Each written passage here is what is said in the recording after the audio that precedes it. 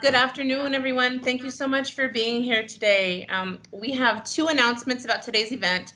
First, Rosalinda Guillen is unfortunately unable to join us today.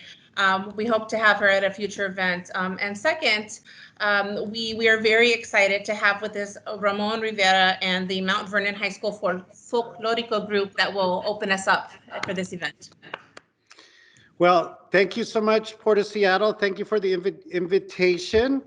And I'm excited. Gracias, Dolores, for doing this for us. Thank you, Ms. Huerta. And the best part of this is I have an all-female folklorico group to celebrate this beautiful holiday and also celebrating Women History Month. Thank you, Dolores. So we're going to dedicate this to you. And my principal, Dr. Wada, was watching also. So here we go. Una bonita canción para todos ustedes, para todo Seattle, El Son de la Negra. I hope you guys enjoy.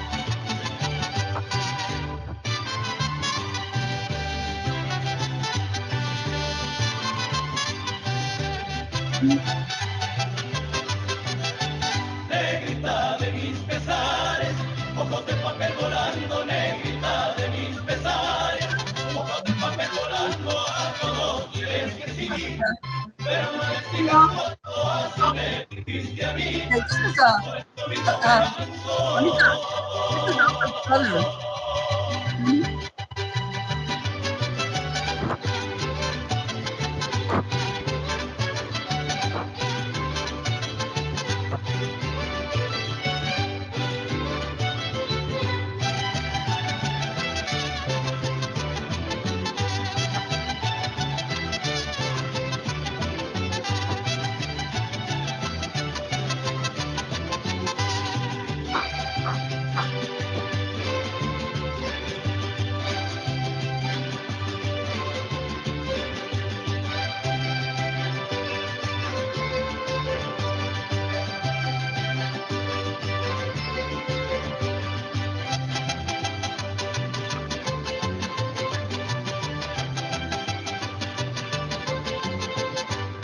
Cuando me traes a mi negra, que la quiero ver aquí, con su rebozo de seda que le traje de Tepic.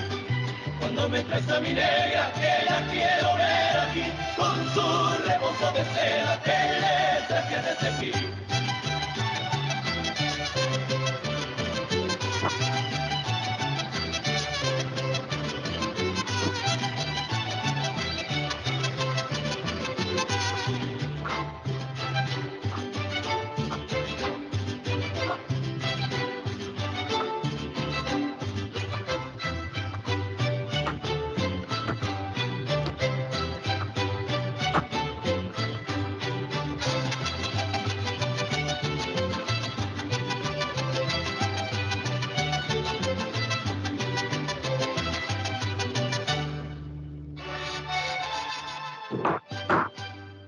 Bravo!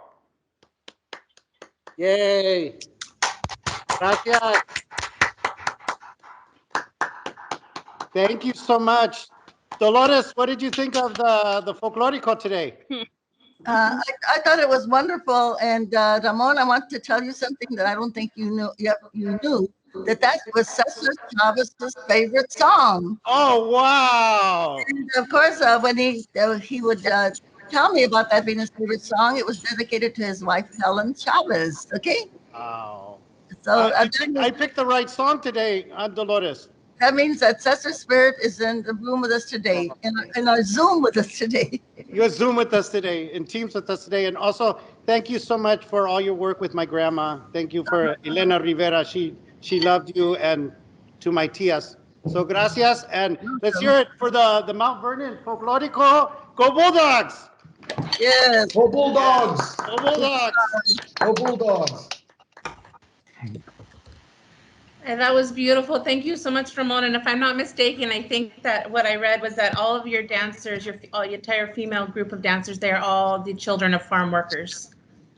Yes, they are, because of we have beautiful tulips that grow here in Mount Vernon, and the beautiful agriculture that they have is a major part of our community. So we're very honored to do this as part of celebrating the farm workers and their families, because that's what today's event's all about.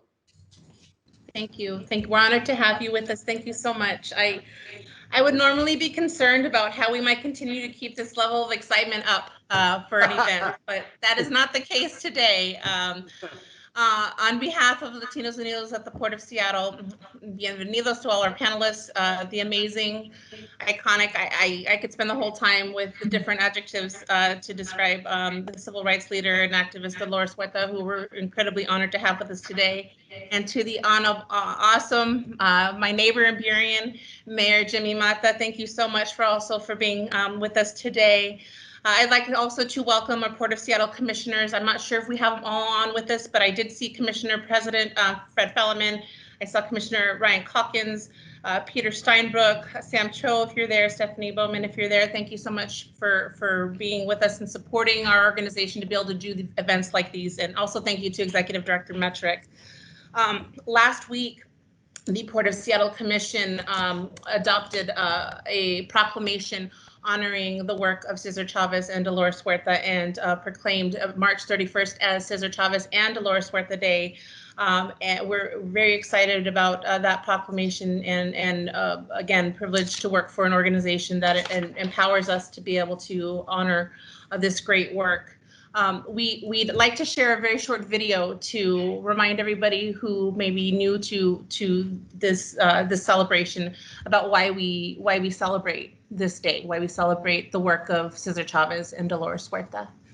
Yanette, if you have the video available. Dolores is an icon. She's a civil rights hero. She's the first general that I followed into war. She's not afraid to speak truth to power. Dolores Huerta, who is an old friend of mine. The FBI knew how dangerous Dolores was. Dolores came up with the slogan, Si se puede. Yes, we can. You were a young girl growing up in America in the 40s. You must have had a dream.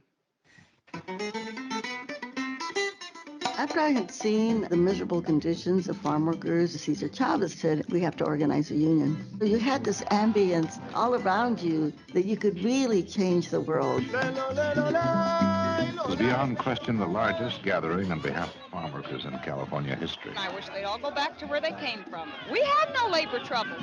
She wasn't asking for permission. She just did what needed to be done. She has such a firm belief in what she's doing. We've never given up. That she infects you with it. Dolores Huerta. 90,000 people were poisoned in the fields of the United States of America. The farm workers founded the whole idea of environmental justice. Men were threatened by her power. She's a very volatile individual. She's an insult. People wanted to see her in a more traditional role. I left a couple of my children behind. That's part of the sacrifice that we made and that we had to make. And it still pains me when I think about it. People in power have no idea of the true heroes of this country. I would not have been able to see what's hidden in the fields of our country without Dolores. We're knee-deep in sexism when it comes to why she isn't studied and why people don't know her. Latina girls need to see statues of you. We really gotta set the record straight. I mean, women cannot be written out of history. Down with violence! Abajo! Down with racism! Abajo! Down with sexism! Abajo!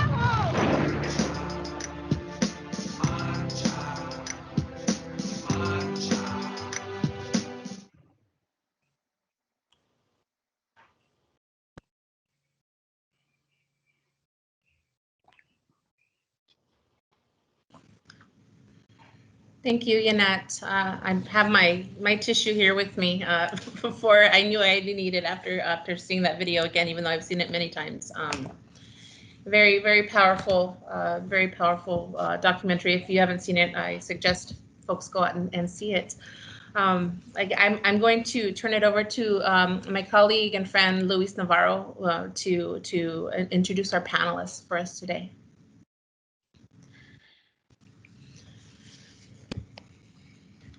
Muchas gracias, Leanne, and muchas gracias, Janet, and thank you, Port of Seattle, for giving us this opportunity.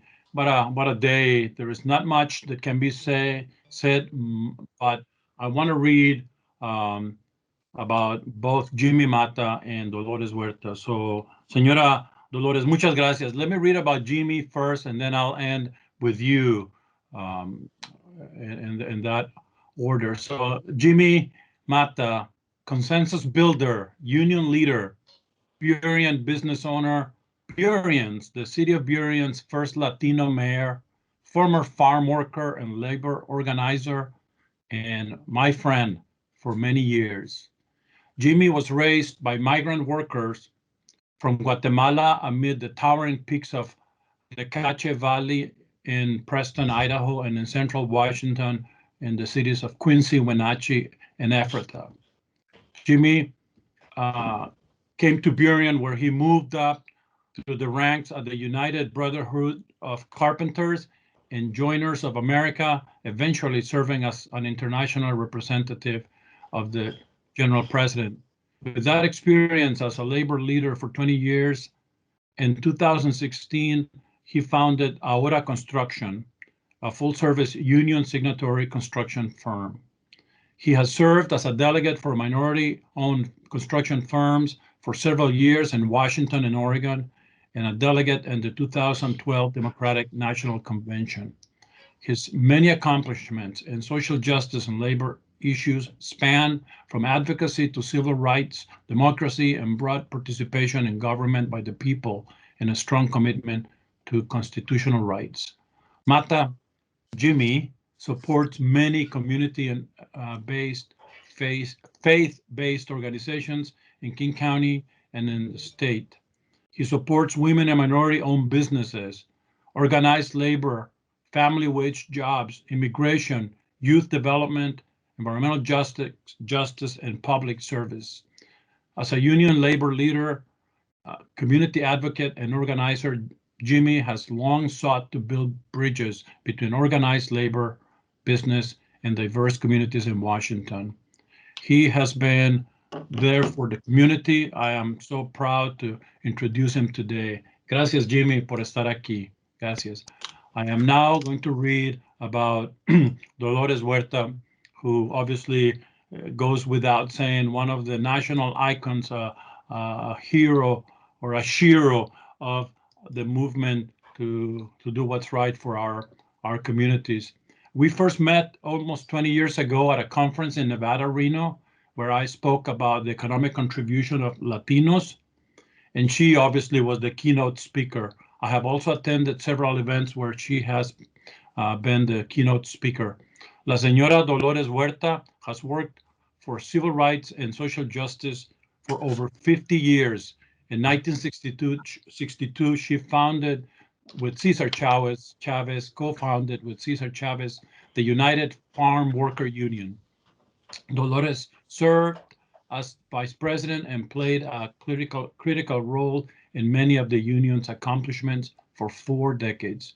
In 2002, she received the Puffin Nation $100,000 prize for creative citizenship, and she used that money to establish the Dolores Huerta Foundation, which is a foundation that connects groundbreaking community-based organization to the state and national movements to educate voters, advocate for education reform, bring about infrastructure improvements in low-income communities, advocate for greater equality for the LGBT community, and many other important issues. In 2012, she received from President Obama the Presidential Medal of Freedom, the highest civilian award in the United States, the Women of the Century Award by Glamour's Women of the Year magazine. She's also received over 10 honorary doctoral degrees from various universities. It is an honor to have you with us today. Muchas gracias, señora Huertas, and I'll turn it over to my colleagues, Leanne and Janet.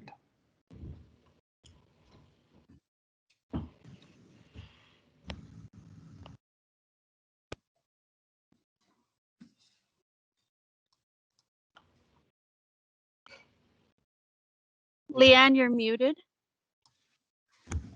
Of course I was. Thank you. Thank you very much, Louise. I would like to give a couple minutes to each of our panelists to talk a little bit about their organizations. Dolores, if you would like to go first, I'd also like to tell folks the Dolores Huerta Foundation is where you can find this awesome shirt.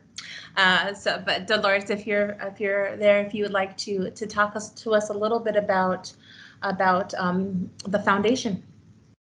Well, thank you very much. You know, all of the work that we do, and I've been thinking about that, even when Cesar Chavez and I started the Farm Workers Union, and with my work with our foundation, is to really make democracy work. You know, when we think of all of the discriminations that we have, and when we talk about discrimination, we know that that applies to the resources, to the money that is given to different communities. And it's obvious. The reason I'm responding is because I got an email about it, and so I'm expecting a call. Somebody needs to mute.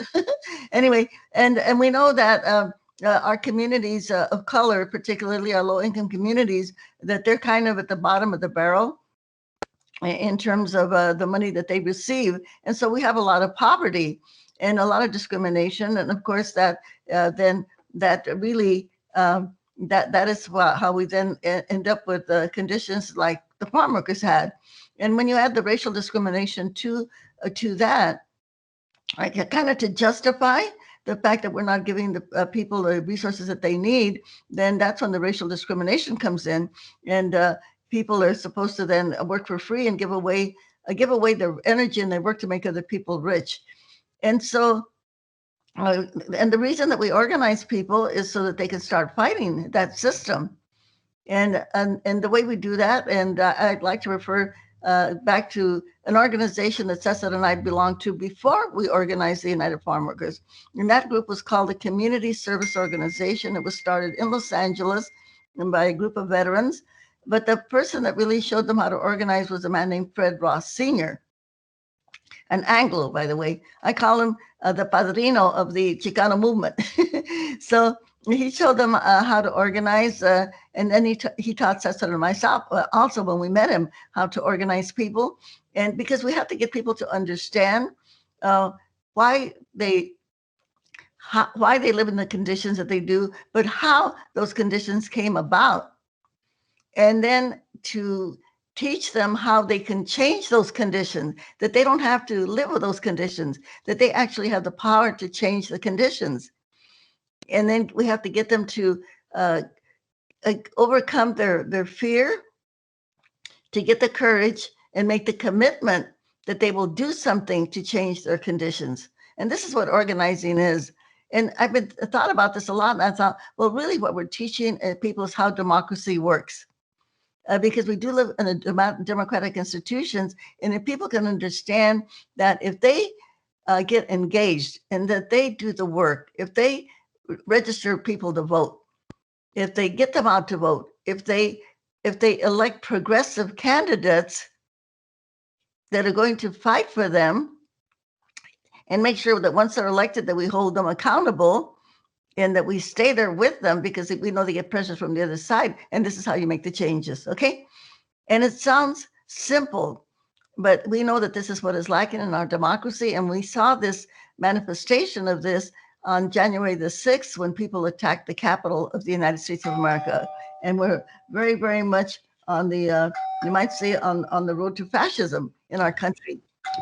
So this is how we got toilets for farm workers, you know, by being able to organize them. And of course, they had to go through a lot with strikes and boycotts and all of that. But it ultimately ended in that we did get laws passed in the state of California and at the national level that, yeah, you had to have toilets for workers in everywhere where they're working, and cold drinking water, and of course, keep them safe so they won't work in conditions that are dangerous for them to work in, So, and so I think this is my message to everyone right now. And so when we think of, say, the conditions in the Yakima Valley, for instance, of Washington State, we know that the conditions of those farm workers definitely can change. But again, we have to get not only them, but the community involved in doing what I'm talking about. Getting them to understand that they have the power, doing the voter registration that needs to be done, getting people out to vote, getting them to become citizens. And that is how we change the conditions for the workers in the Yakima Valley. And I know that we have the United Farm Workers has a couple of contracts over there, and there's other groups that are also organizing farm workers. But ultimately, it's got to end up with laws that are being passed, put in writing, laws that can be implemented, where people can be, laws that can be enforced, and that people can be held accountable when they do not obey the laws. And that's my story, and I'm sticking to it. I love that story. Thank you. Thank you for sharing that with us and for telling us about the work that your foundation does and the work that we can all do. Mayor Jimmy, I hate to ask you to follow that, but I'm going to ask you to follow that and tell us about a lot of the work that I know that you do that's also amazing for the community here in the region. Buenas tardes. Gracias, Dolores. That was beautiful what you said, and it resonates with me, right? First of all, it's, to me, it's el amor al pueblo, the love of community, right? And then it's education. And sometimes it's more than education. Sometimes it's just a lack of information. So we really need to inform the public of what's occurring, and specifically in the languages that people don't speak. And so the next step to that would be action, right? And if we have no action, then there's really never going to be any changes of conditions. I'm very happy that Burien, we had a lot of our youth, Latino youth, who ended up demonstrating some youth-on-youth violence and then also drug use. And so we had 2 young ladies who lost their life to gun violence. And so, yeah, it's holding our elected officials accountable, right? Myself and other elected officials, and also, knowing that we have a lot of things in the Latino community that we're facing: poverty, lack of education, the school system. Right now with our businesses, they're struggling. I think that we forgot that the conversation when we left off was 11 million undocumented immigrants in this country, that we haven't had a pathway to citizenship. What's happening at the border today, we should be outraged. We should be opening up our homes to be foster parents of the children that are at the border. On top of that, we ask, why is there so much violence in Central America and in Mexico? Well, let's talk about our gun rules and gun rights here in the United States. I mean, these guns aren't coming from anywhere else but the United States of America. So we can start pointing fingers, but let's look at the root of the problem. My parents migrated here from Guatemala in 1974, but they left because they had all 3 forms of government occurring at the same time: communism, socialism, and capitalism. And so at the end of the day, that's what caused them to destabilize Guatemala. And, I won't get into the schools of the America, but I'm sure if you read into it, you'll understand what I'm talking about. But at the end of the day, it's how do we build capacity? How do we have images that reflect the community? And I want to make sure we have real changes. We talk about, in the books, the history books, we talk about Martin Luther King, we talk about Rosa Parks, we talk about Cesar Chavez, we talk about Dolores Huerta. Well, let's start changing the name of the streets. Let's start changing the name of the park. Let's start changing names of institutions. Let's not do it through just art. Like I've talked to our Black community. It's not the BLM they want. They want opportunity to jobs. They want opportunity to have their children educated, opportunity to go to college. And so that's what we're going to be doing in Burien, is making sure that everybody's voice is included. And I'm very happy that I have a council who understands the importance of those individuals that don't speak the language, that live under the shadows. And so we want to work with our law enforcement and making sure that there's that trusting relationship. It was just the other day, we at the council meeting, we had an organization that wanted to speak Spanish, and it was great. We had an interpreter. We were able to have them be represented. And so to me, that's very important. And we're going to be just here recently opening up the Latino Civic Center downtown Burien. We have some services we're going to be providing for our children that are broken. The system has broken our children, and some of them need extra help. And so we're going to be there as elected officials and as a city, and making sure that we're helping wherever we're needed. So thank you. Thank you. Thank you for that, Mayor Jimmy. As a Burien resident, as I said, I love to hear and see and follow all the work that you do and lead for our community. And I know that there's a ripple effect of the good work that you do. And obviously there is a global ripple effect of the good work that Dolores has done. Again, I'm trying not to be so shocked with this opportunity as it is right now. Very amazing experience for all of us involved. So thank you. I am going to go ahead and go over to our questions, and I'd like to offer them to both of you if we'll take turns. The first question that I have, if I can ask you, is you are both such social justice warriors. Who inspired you to become who you've become? Do you want me to go first? Sure, please. Well, I mentioned this man, Fred Ross Sr. Of course, he's the one that taught us how to do that grassroots organizing that we still do in the Dolores Huerta Foundation, and we did in the Farm Workers Union to organize the farm workers. But I have to say that my main inspirations were, of course, my mother, because she was a businesswoman. She worked 2 jobs to start her own business. She was divorced from my dad. And so she was a dominant figure in our family. But the instructions that she gave me that I love to share with people. By the way, I was born in the state of New Mexico, and the people are very devoted to St. Francis there in that state. And she would always say that you have to help people. And if you have any way that you can help someone and you see that they're in need, don't wait to be asked. You have an obligation to help them, and don't ask for a reward, for recognition, or for gratification. Because if you do that, then that takes away the grace of the act that you helped them. Okay. The other thing she said, whenever you make a decision, think of how that decision is going to impact your life and the life of others 50 years from today. 50 years from today. And I would always remember that, because as you do activist work, then social justice work, you do have a lot of moments when you have to decide what you're going to do.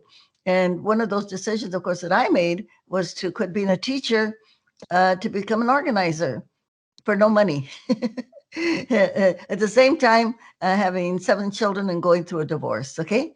But I've never regretted the decision that I made, because I know it was the right decision, and I felt it very strongly in my heart that that was the thing that I needed to do. Thank you. Amazing. Your mother sounds like an amazing woman, and that lives on through you, and I'm sure it lives on now through your children as well. Mayor Jimmy, who inspired you? Well, I gotta say, the first one that inspired me was my abuelita. My abuelita was, she was very strong, and my dad se portaba mal. My dad, died of a drug overdose in Burien at 48. My dad had a drinking problem, and so he wasn't the best dad. But my grandma would always put him into shape, right? Call him out, and she was always, making sure that she was representing the interest of the children, of his children. And the second one would be my mom, right? My mom. My mom was a very strong woman, and when she started working in the farms at the time, women weren't allowed to be on tractors. And so one time the boss found her on the tractor and told her to get off, and screamed at her that wasn't for her to do. So she went over and had a conversation with them. First of all, she'd been embarrassed. And so let's just say that the conversation went to where she was now driving the tractor every day. And so that was kind of awesome to see, right? And so when I was having this conversation the other day with my children, because most people say it's their dad, right? But to me, because my dad, he just was absent, right? But it was my mom. She worked 2 shifts. She came to this country without knowing a second language. She had to take care of us when my dad was just not there economically and emotionally. And I heard this for Latino Legislative Day, this mujer that said, mis leonas, right? And that just really resonated with me, because it's my tia. But in closing with that thought, I didn't know that I was still fighting the Latino cultural curse of machismo. And my daughter at 10 said, "Hey, Dad, I know that you're going to treat me different because I'm a girl." And that kind of was profound. And so then throughout her teenage years, I wanted to make sure that I wasn't that, the maldición was taking advantage of me. I wanted to make sure that I was really open to making sure that I was giving the same pathway I gave my son. And she just turned 18 in December, and she said, "Hey, Dad," so we went and had lunch.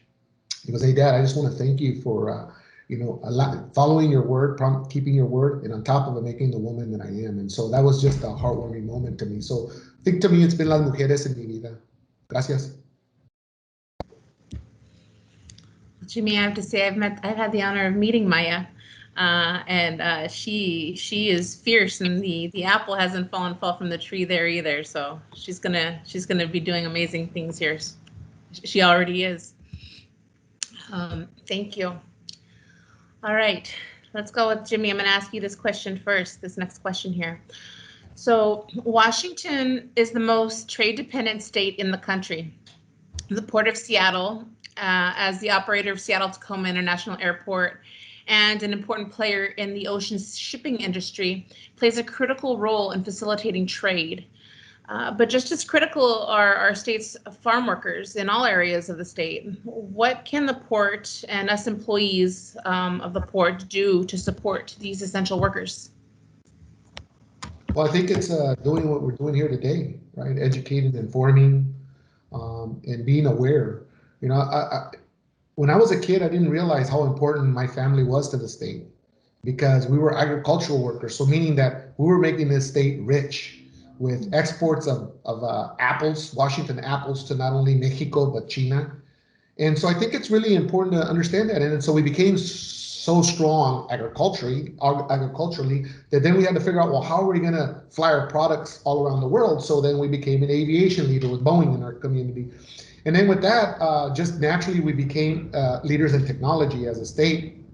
So to me, it's making sure that we remember why this state has been strong for so many years. It really was off the back of farm workers, or the back of farmers in Eastern Washington. Yes, they got subsidized, but still somebody had to make sure that they were continuing to grow vegetables. But I also think that what we can do as community, as El Pueblo, we must go back and be grateful of the food that we have on our table. So I really believe it's asking, why haven't we had these vaccinations in lines out in the farms? Advocating for overtime for farm workers. That's being talked about right now in Washington State, Olympia. And then also, let's not skirt around the situation that we have our children who have been going to school for a year and a half. So academically, they're going to be behind. We got to prepare them not only their academical skills, but also we need to make sure that we don't forget the trades. Trades are needing the new workforce, right? So to me, it's like making sure that we go back and make sure that every child is fed in those farms, make sure that they have the resources to go to the doctors, making sure that they have the vaccine, that they have overtime, clean water. I can remember drinking water out of the canal. One of my sisters is a survivor. Could be because of that, but that's how I believe that the port can impact our communities. Thank you. Thank you, Mayor Jimmy. I'm gonna read the question again, Dolores, if you can answer your thoughts on it. So Washington is the most trade-dependent state in the country. The Port of Seattle, as the operator of Seattle-Tacoma International Airport and an important player in the ocean shipping industry, plays a critical role in facilitating trade. But just as critical are our state's farm workers in all areas of the state. What can the port and us as employees of the port do to support these essential workers? Well, number one, thank you very much for having this event. I think that's a nice first step to be able to recognize the work of the farm workers through honoring the legacy of Cesar Chavez. And I know that the port definitely ships out a lot of agricultural products, and also, as the mayor said, throughout the country. But and I think I'm going to just second the mayor because I think he covered just about everything. And we know that in Washington State, the farm workers do have most of the benefits that we have for farm workers here in California. But one of the big things that we have coming up, of course, is the immigration bill, which is now in the Congress of the United States of America. And if the port commissioners could support that immigration bill, that would really help a lot of our undocumented farm workers get their legal status. And there is a bill there by Senator Dianne Feinstein, that specifically targets farm workers so that they can get their legal status in the United States of America. It's part of the overall bill, but I think the if commissioners would come out, and the other thing too is I talked about early on about the racism and how this, of course, contributes to the poverty. But if we could have all of our agencies, like the Port Commissioners, and reaching out to other agencies and these are public agencies, of course, but just to encourage them to do something about the racism that exists. Because I know that it exists in Seattle, like it does here in California and throughout the United States of America. It's endemic and so ingrained in our system. But we could have all of these public organizations to begin with, step out and start doing something about ending the racism in the state of Washington, and doing a healing. And to be able to do a healing, of course, we've got to, number one, we have to identify what the wrongs that have been committed against people of color. I know Seattle, especially against Asian people, was very strong. Native Americans, of course, which were wiped out, so to speak.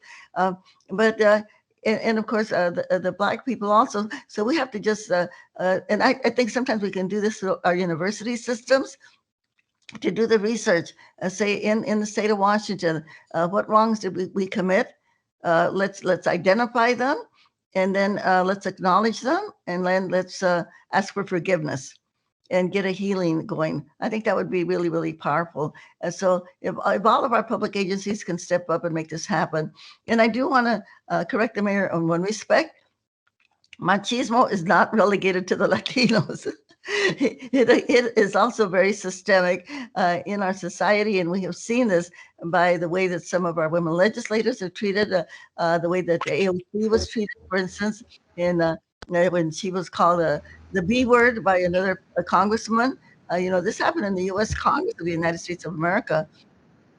And the one thing, of course, that is happening today, these issues of racism and sexism, misogyny, homophobia are before us, and they're being highlighted.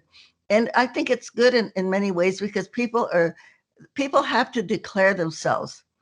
We're going to know whether you're a racist or you're not a racist, or if you're an anti-racist. As Al Sharpton says, many of these people have taken off the hoods, like the KKK, but now they're wearing suits. Okay. Now they're wearing suits. And so, people have to really show by their actions, are they on the side of social justice, or are they part of the oppressive community? Okay. So we have a lot of work to do, but I think we're going to make that. And as long as we're talking about machismo, I do want to mention another bill that's very important that is in the U.S. Senate right now. It's the Equal Rights Amendment. And this is very important because we can make history in 2021 by ratifying the Equal Rights Amendment. And the only people that can do this are the senators in the U.S. Senate. And I think we kind of all assumed that there was a law somewhere that said that women have equal rights as men. But guess what? There isn't. But the Equal Rights Amendment will definitely put that into the Constitution of the United States of America. But it's got to be voted on by our U.S. senators, and it's got to be done this year. So I'm going to give you a website for that. It's ERAYES2021.org. ERAYES2021.org. And I know that, again, in Washington State, like California, you have two wonderful U.S. senators. But we know that you have people that are on our meeting today. They have relatives in other states, like right next door. They're going to Idaho, Nevada, all these other places. People in the South. If you have relatives in those states, please ask them to contact their senators and tell them to vote for the ERA, Equal Rights Amendment, and also for immigration reform. Thank you. Can I Dolores, I think what you said right now was just beautiful. And when we asked the commissioners, for the city of Burien, and I'm very happy, very proud that we were able to pass this. It's really simple, just language, right? This is our federal priorities. Support for a comprehensive immigration reform with an emphasis on ensuring that families stay together and enhance community economic stability for the city's residents and citizens. So we're on the record as a city that's our federal priority. And so the citizens and the residents of Burien will know that that's where we stand as a council. So I'm very, very grateful to them. So muchas gracias, Dolores, for your words, and también por la recorrección, because it is true. Machismo exists in every community. And so we just need to make sure that we put a check and we stomp it out. So thank you. Thank you both. Thank you for those resources. We will definitely follow up, and I will share that personally. And I know many on the call will also share those resources around. I'm going to ask another question here. So, what does Si Se Puede mean to you now in 2021? Right? It's evolved since. For those who don't know, who are on the call, Si Se Puede, that was Dolores. That wasn't Cesar. That was Dolores. And so I'm going to let her answer the question first, or ask her if she could please answer the question first. So what does Si Se Puede mean to you now, Dolores? Well, it pretty much means to what I was speaking about earlier, that we all have such an obligation right now to be engaged. And I like to quote Senator Robert Kennedy, excuse me, just before he was killed. He said, "We have responsibilities and obligations to our fellow citizens." We saw that happening with COVID-19, where everybody was being asked to be masked, social distancing, so that we could stop the pandemic of COVID-19. And the same thing that I mentioned before applies to voting, that we have an obligation to our fellow citizens to make sure that we can create a world of social justice. And that, of course, when I say that, that includes, talking about climate change and global warming. And we see the devastation that is happening all over the world, where icebergs are melting. Some countries are going to be in peril because they might go under the water. We have animals that are being affected by global warming. Even some of our agricultural products are being. So we have to think about this whole planet that we're living in, and what we have to do to make sure that we are all safe and healthy, and that we're protected, and that people are fed and sheltered. So this is a world that we can really create. We can really create this, so we can have health insurance for everyone, so we can have public college education, tuition free for everyone. And, they always say, well, there's not enough money. Well, you know what? The United States is the richest country in the world. And if they can have free college education and free healthcare in Europe, in the Scandinavian countries, and if we can have that also in some Latin American countries, even like Cuba, where they have free education and free healthcare for every single person, then we know that we can have it here in the United States of America. So that, I always like to say that the only reason that we survived on planet Earth is Homo sapiens. By the way, where we originated in Africa, as our human race, that the only way we existed is because we shared our resources with each other, we protected each other, and we took care of each other. And that's what we have to think of doing, but in a global way. And so, yes, some people say, and in fact, I just heard John Lennon's song the other day, Imagine, but it was sung by a jazz singer. And I thought, we can just sing that song again, A World Without Borders, where I think the song ends with, we are all one. And we are all one. We're one human species. We're Homo sapiens. This is our human race. And I think we can make it happen. But we all have to work to do it. Like we tell the people that we organize. And nobody's going to do it for you. You are the one that has to make it happen. And that to me is what Si Se Puede. Not only, yes, we can, but yes, I can.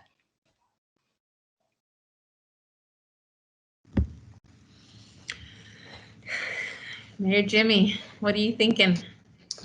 Well, when I go back and I read the books and I've seen the videos and the story of farm workers, to me, it was always the love that I seen out there on the pickets and los taquitos. And so that's why for me, I came up with the love of community, right? As an elected official, I think if you can't love our community, all of them, then there should be questions, right? So we should get educated on, why do we have an immigration problem? Why do we have so many people that are unhoused? And then we got to move to action, right? And I'm 100% on board lo que dice Dolores with individuals, because to me, I'm an organizer at heart, right? So to me, it's we got to make sure that we educate, people why we're where we're at, and then we got to agitate. Like, aren't you upset about this? And then we got to organize. And it's the only way that we're going to be able to make sure that we have a balance in our society. To me, cuando yo escucho si se puede, it's the word of inspiración de que somos humanos, right? Que somos, we're all one and we have a purpose to fulfill. And that's how do we expand love? And, when you talk love, love is understanding, love shows compassion, love shows when people make mistakes, that you give forgiveness. And so I really love what Dolores said is, we got to start healing. Well, we have some devastated history in our country and we can't hide it anymore. Our children, these millennials and Z generations, they do a lot of research, they do a lot of reading right there with the phone. And so the truth cannot be denied from them anymore. And I think what's happening here is we want the educational system to teach us about, Latinos that in the Hispanic community. Because, when I was growing up, my mom and dad were from Guatemala. I couldn't, I was wanting to be a Chicano. I mean, we've had a evolution, but I, was Mexican American at the time. And then I was wanting to see, okay, I wasn't white, I wasn't Native American. So then I'm like, well, and so I asked my teacher, well, what was going on with my people? And at the time I didn't realize, well, my people is America. When I wake up in the morning, I read American news. I don't read news from Guatemala. When I talk about the future of my children, it's in Burien. It's here in the United States. My mom and dad are from Guatemala. I'm an American. And so I think that that's the biggest thing is, sí se puede porque soy americano y porque tengo derechos. Y voy a pelear por los demás que no. So, muchas gracias.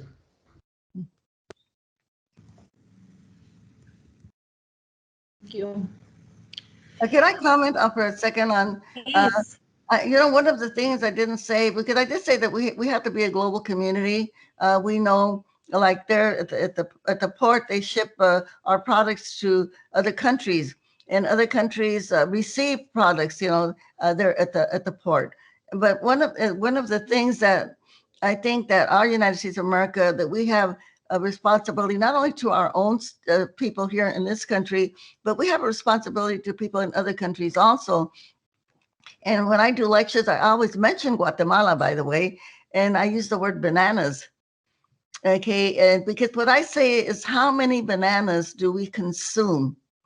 How many bananas do we consume in one day in the United States of America? Does that money go to the people that produce the bananas, or on the land where the bananas are produced? No, it doesn't. The money that we spend on bananas goes to Dole Banana, Chiquita Banana, the 50 United States banana companies, right? And so we see people at the border that are coming from Guatemala, from El Salvador, from Honduras. And we, the United States, we exploit those countries. These are our neighbors to the south, and we should be helping them develop their own economies and give them the money that we spend for their products directly. So that's a responsibility that we have, and I think that we have to also approach our representatives in the Congress to say, hey, we have to change the foreign relations that we have with other countries. When we think of the billions of dollars that we have spent on the war in the Middle East, that money would have been so much better spent in helping them develop and so that we don't have to have wars instead of having this constant competition. So I think that's one of the things that we have to think about in the future, because we do want social justice not only for the United States of America, but also for the whole world. And by the way, when we need to add to our list of heroes, and I think that the mayor would agree with me, Rigoberta Menchú. And of course, I also like to recommend to folks that they see some of the documentaries of Guatemala. There's one called 500 Years. The other one, When the Mountains Tremble. And I think the last one is Un Granito. These are really great documentaries that talk about the history of how the people in Guatemala have been fighting again for democracy and for social justice. And it's very inspiring, because it's when the poor people rise up, or los inditos, when they rise up and they demand justice for their governments, from their governments. I hope we don't crash Netflix with everybody looking for these videos this weekend. I have one more question, but I would like to let everybody know that we do have a little bit of time. If you want to drop some questions in the chat or raise your hand, Janet will be helping us to moderate that. But the last planned question that we have is, the Latino community is the largest minority group in the state and in the country. How can the Latino economic and political influence be more effective?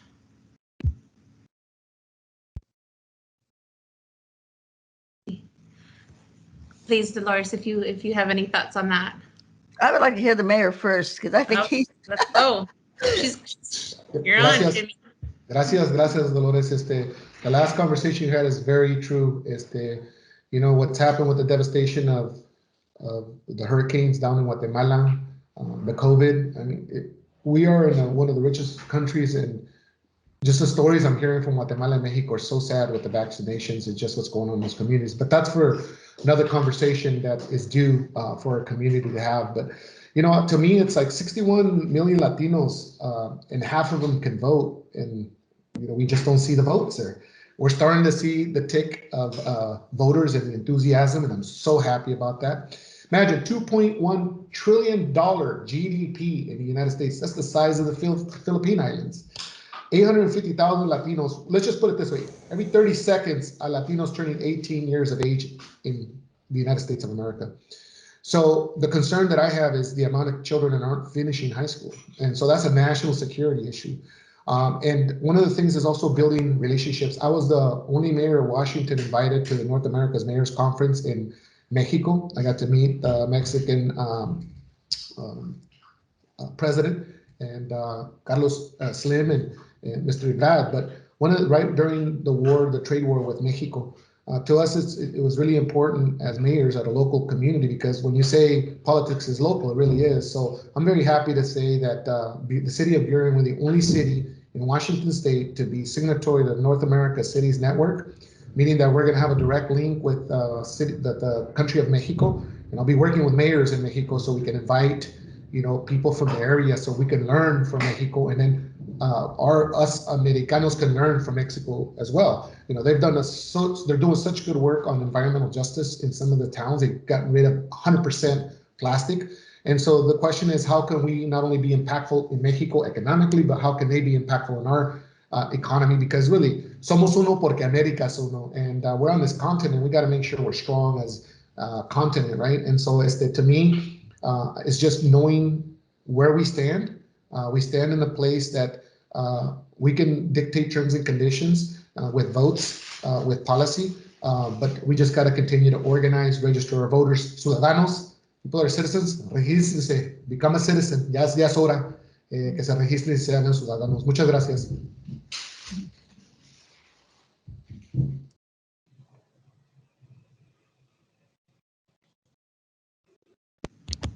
Yeah, well, I want to just second everything that the mayor said.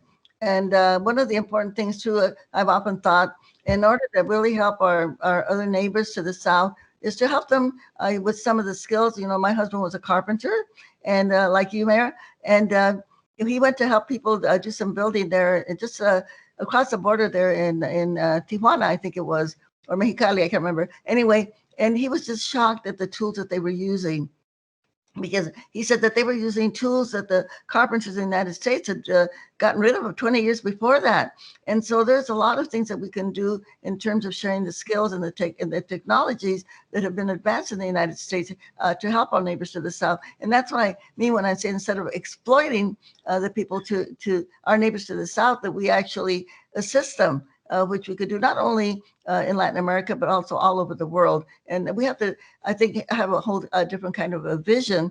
And then again, when it comes to the economics, again, not thinking of how we're going to make money off of our neighbors. I remember when we were doing the marches against the war in Iraq, which we know now that it was all about oil. It was not about Saddam Hussein being a terrorist, but that one of the marchers had a sign that said, "How did our oil get under their sand?" And I actually went to a conference in Cuba once where they showed the map of of Latin America and Central America, and they showed where all of the natural resources were. And really interesting that we had American military posts right where all of the natural resources were. And so there's a lot, this is a really big topic that we can talk about, but I think we do have to think globally in everything that we do. And kind of going back to when I started speaking about the democracy and electing the progressive leaders, and to making sure that our values are represented in our representatives, social justice values, and we can stop this idea of domination, which of course comes from slavery.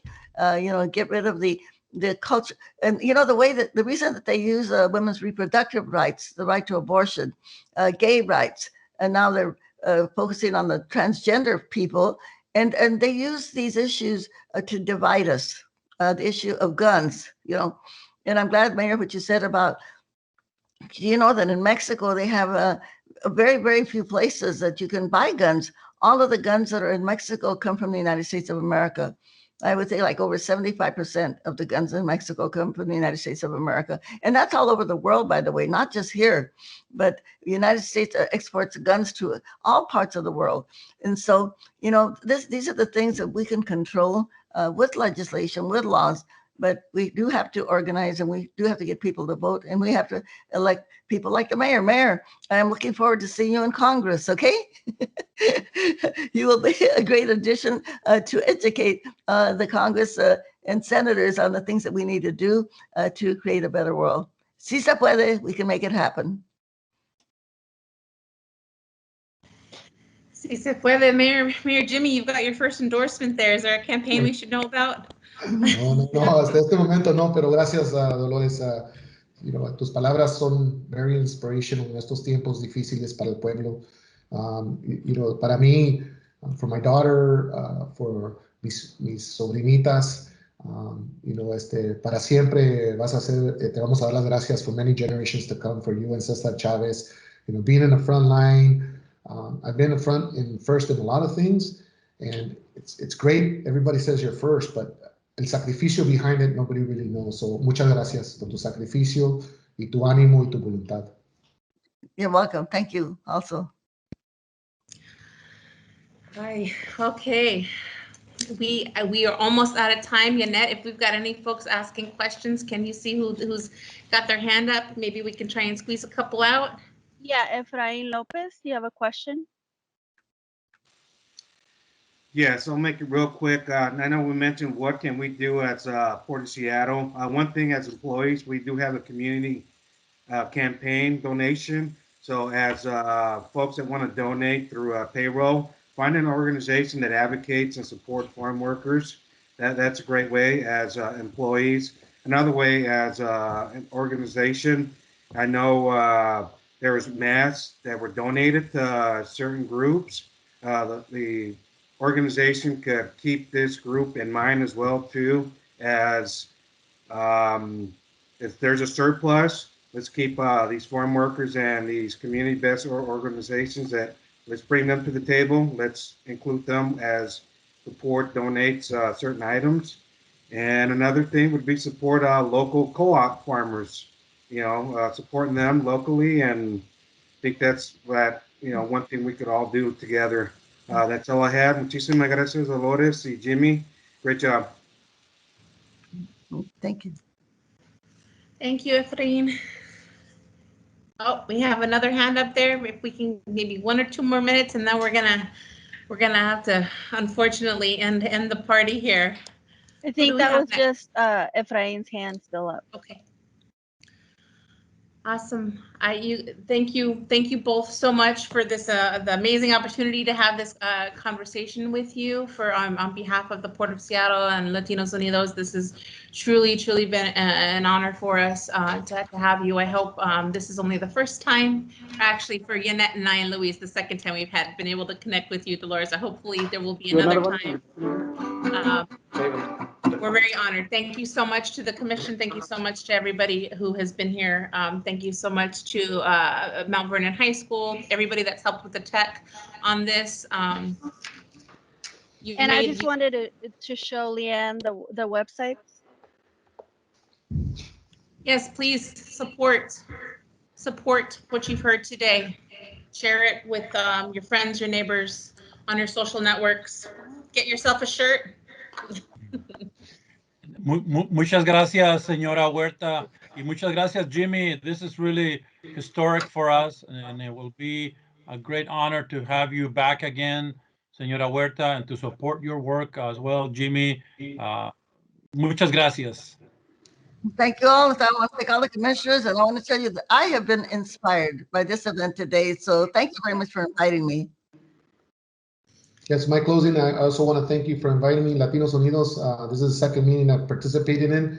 Gracias a su trabajo. You represent one of the most strongest organizations in our county and in our state, and so very grateful. And I'm glad that the leadership of the port is continuing to look at our people of color and our communities that are vulnerable and providing jobs and opportunities. So I'm very thankful.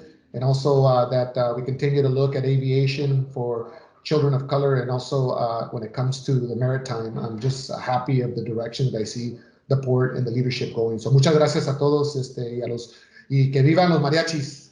Sí se puede. Gracias, Dolores. Thank you so much. Say hi to my tia, okay? I will. Kids want to say bye. Say bye. Bye. Okay, sí se puede. Sí se puede. Sí se puede. Viva Dolores Huerta. Viva.